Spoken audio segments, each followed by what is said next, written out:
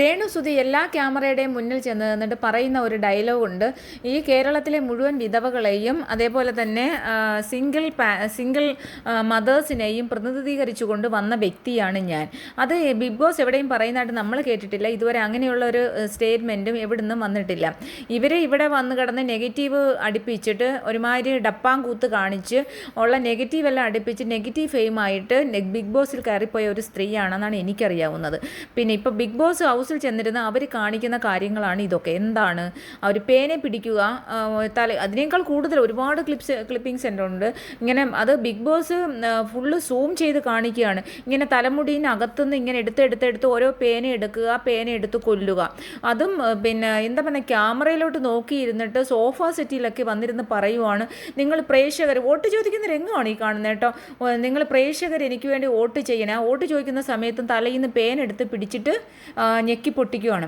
അപ്പോൾ ഇത്രയും എന്ത് പറയണ ഇതൊരു പിന്നെ ലോകം മുഴുവൻ കാണുന്ന ഇത്രയും വലിയ ഒരു മലയാളത്തിലെ ഏറ്റവും വലിയ ഷോ, ലോകത്തിലെ തന്നെ ഏറ്റവും വലിയ ഷോയാണ് അത്. മലയാളത്തിലെ തന്നെ ഏറ്റവും വലിയ റിയാലിറ്റി ഷോയിലും ഫ്രണ്ട് ലിവിങ് റൂമിൽ വന്നിരുന്ന് പേനെ കൊല്ലുന്ന വിധമാണിത്.